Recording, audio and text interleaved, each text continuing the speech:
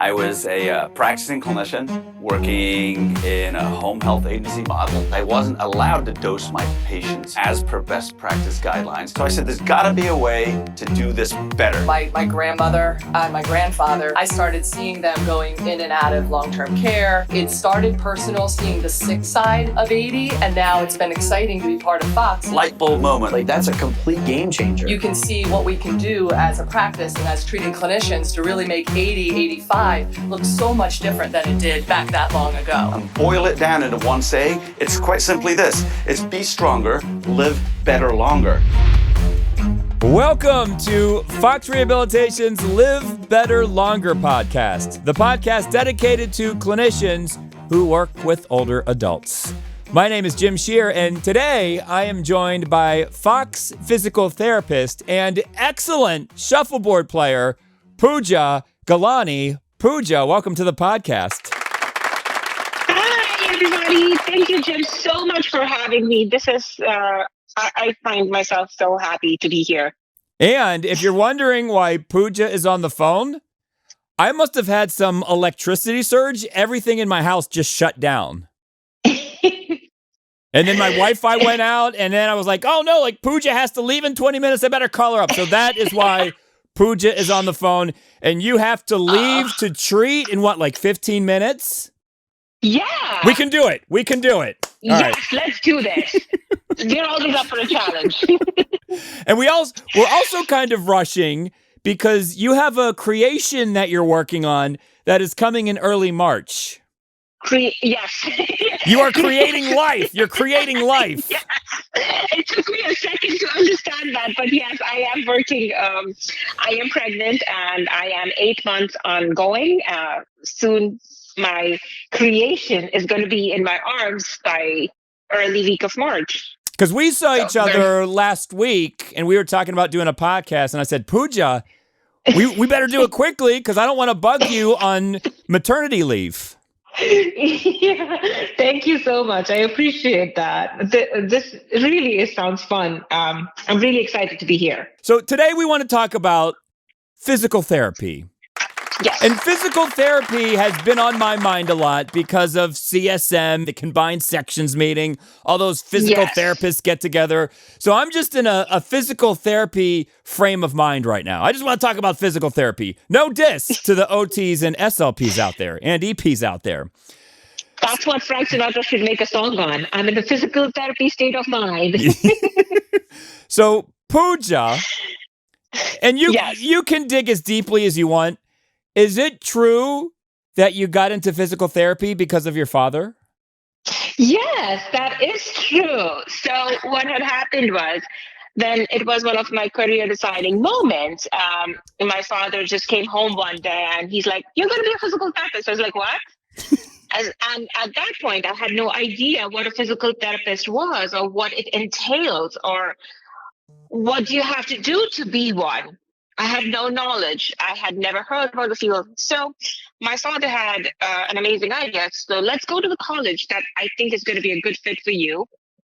And let's speak to the people who are actually studying physical therapy and get their perspective. And I'll let you speak to them. And eventually the decision is yours. But I want to really have an open mind for you. And because I think this is it for you. So, yes, we did exactly the same. We went to the college. We spoke to the clinicians who were studying to become one. And after speaking to them for like an hour, fortunately, those people are really nice and really gave me time to explain what it entails, like how we work with movement and which kind of populations do you work with? What do you do to become a physical therapist? And yeah, it was me. My father was right. So wait, Pooja, how old were you at this point? I want to say 17, 18. Okay, so you're still in high school. Yes, like graduating out of it, yes. Oh, okay. So I'm wondering, maybe this is a question for your dad. Why physical therapy? Why not occupational therapy? Why not something else in the healthcare industry? I think that's a question for my dad. Can we get him on the podcast? I wish. He's not here right now. But I think somewhere down the lines is like, I've always been good with helping people or maybe he saw me, he's like, okay, I want to get people up, about, and moving. Mm-hmm. And I guess that's what he saw in me. And that's why he said, okay, you're going to be this. And yeah, I am a physical therapist. And I honestly have loved being one.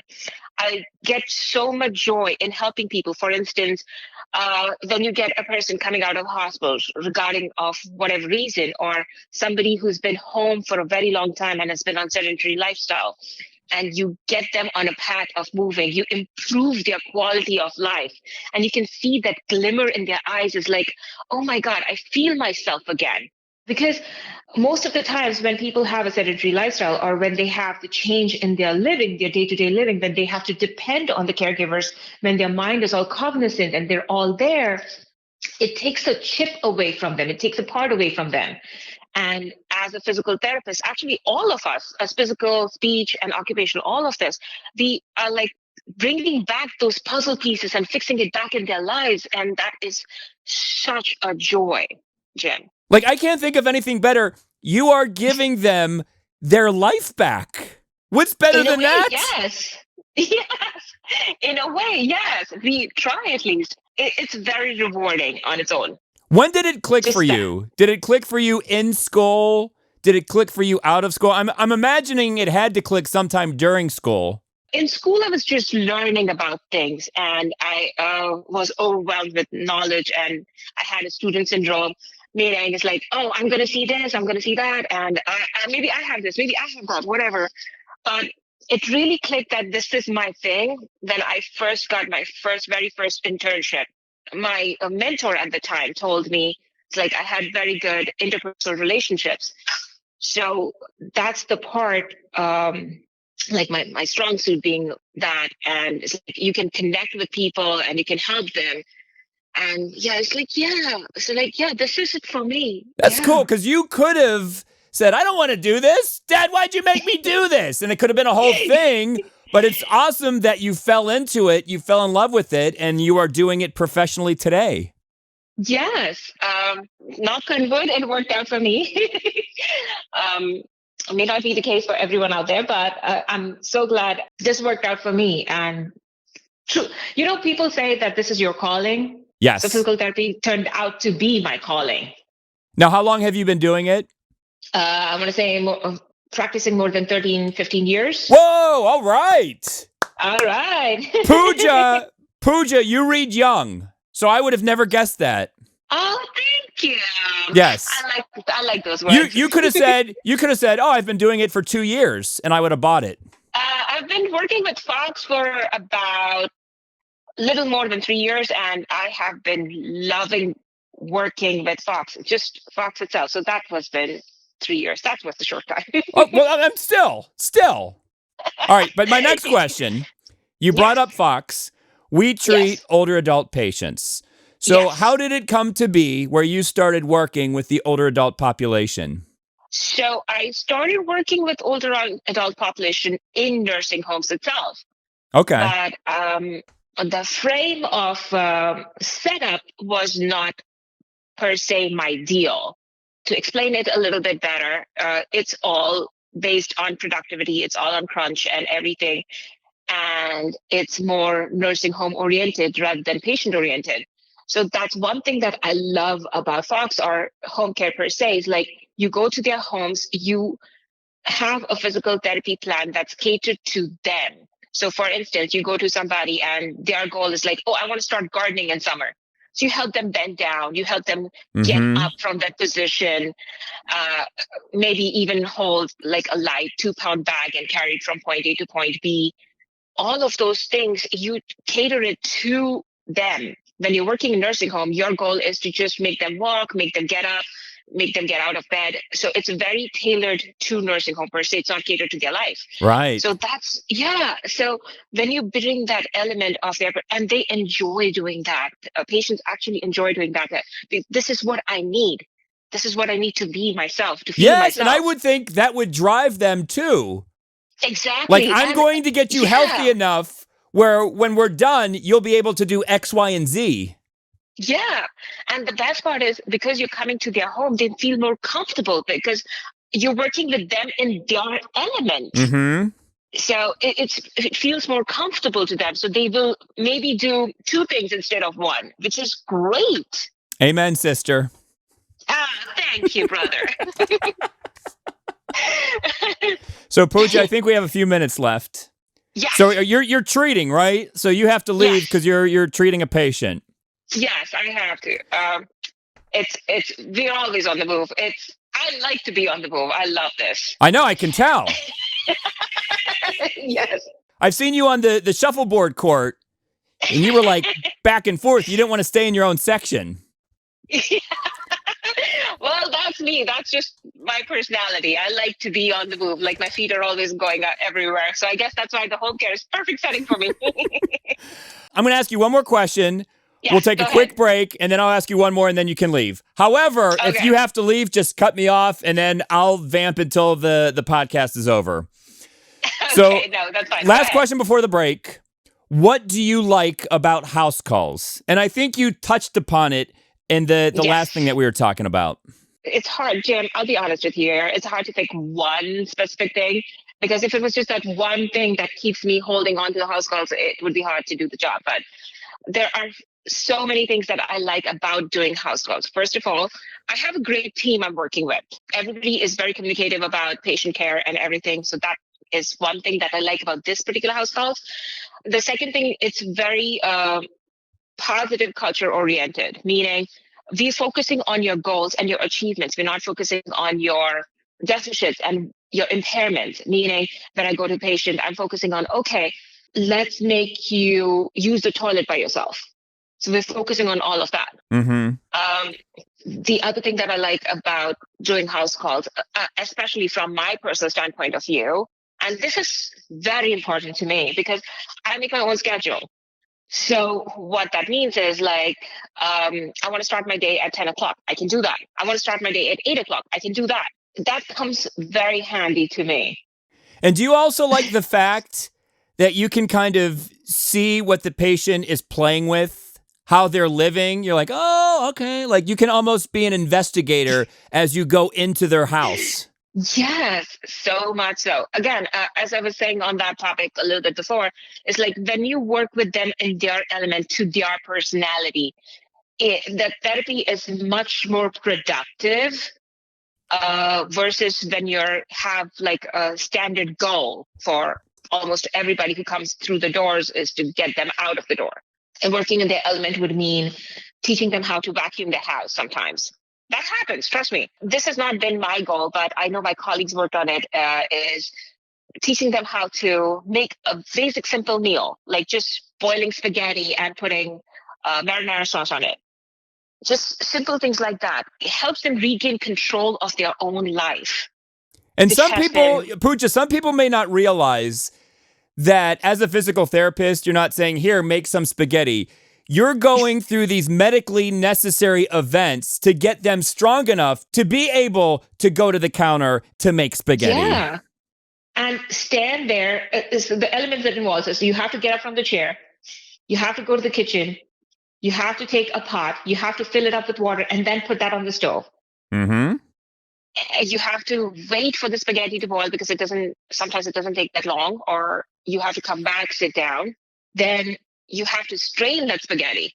And then you have to open that jar. That involves wrist movements. Just like we, as the day-to-day, we don't think about all of this. It's like, okay, I'm just going to eat some ramen, some Right. instant noodles.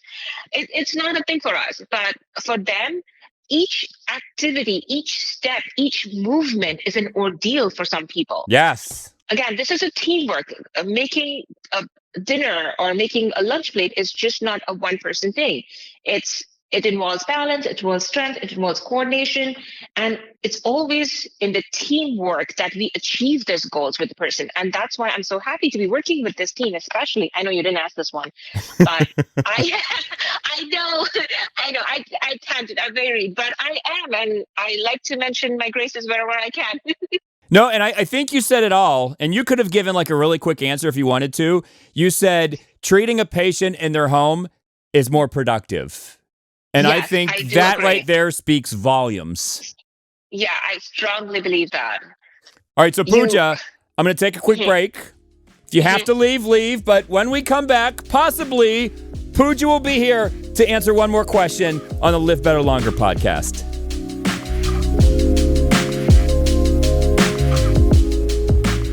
Real quick, just to give you a peek behind the curtain here at the Live Better Longer podcast. When my electricity went out earlier, I thought possibly maybe I kicked out a power strip or something, but I went into my kitchen, the microwave went out. So the electricity legit went out today. All right, just in case you were curious, which you probably weren't, but I need to let you know that this week, Fox Rehabilitation is at APTA's Combined Sections meeting in San Diego, California. So if you're listening to this podcast, walking through the main exhibit hall, make sure to stop at booth 2521. That is Fox Rehabilitation's Supercharge Lounge. What are we supercharging? First of all, we're supercharging your career. Speak with a colleague at Fox Rehabilitation. We would love to make you part of the Fox family. You can also charge your phone, and we'll give you an extra charge in the form of caffeine. That's right, we are giving out free coffee at Fox Rehabilitation's Supercharge Lounge at CSM this year. We are booth 2521. We will be there Wednesday, Thursday, Friday, and Saturday.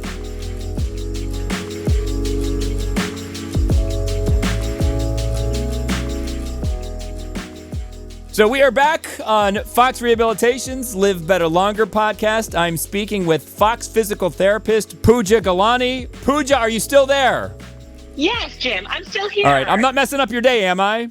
No, you're fine. You're fine. All right. Here we go. Last question. Mm-hmm.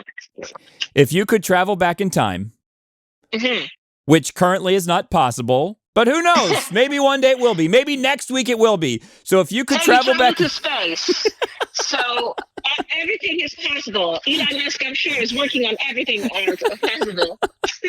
So if you could travel back in time, what advice would you give to yourself right as you entered the world of physical therapy? Okay, that's a tricky one. What advice would I give myself back in the day when I started as a physical therapist? You're like, dang it, Jim, why didn't you give me an easier question? Yes. Oh, my God. We have to end it on tough mode. I see. Okay. All right. I would tell myself, this is kind of a personal thing. So what I would tell myself to what I would tell others is different. So I used to be very impulsive back in the day. When I started out as physical therapist, I want to do it all and I want to achieve it all and just everywhere, all over the board. So I think I would tell myself, like, have patience, slow down a little bit, absorb the minutes and just learn a little more. And I guess that's the advice I would give myself. No, Pooja, that's amazing.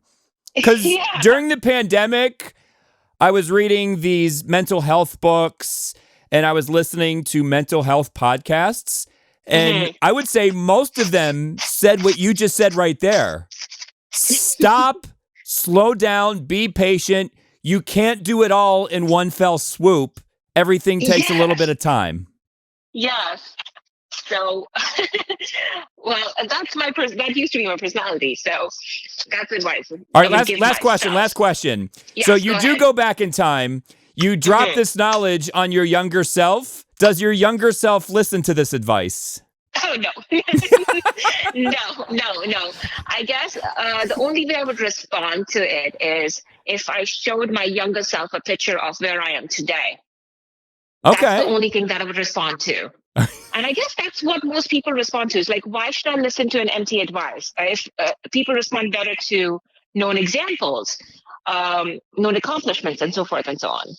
All right. So, but if you show the whole picture of what you've accomplished, maybe that could sink in to younger that Pooja. Would definitely sink in. It's like, oh, this works. Okay. Maybe I should try that. And the shock of knowing that time travel is possible. Yeah. Yes. All right. Well, Pooja, thank you for doing the podcast. I appreciate it. Pleasure's all mine. Thank you again so much for having me, Jen. All the best in March. And then, thank you. you know, after you have your baby and after you come back from maternity leave, maybe you join us on the podcast again when my electricity is working. I look forward to that, Jim. Right. So for Pooja Ghelani, my name is Jim Shear, and we will see Jens later.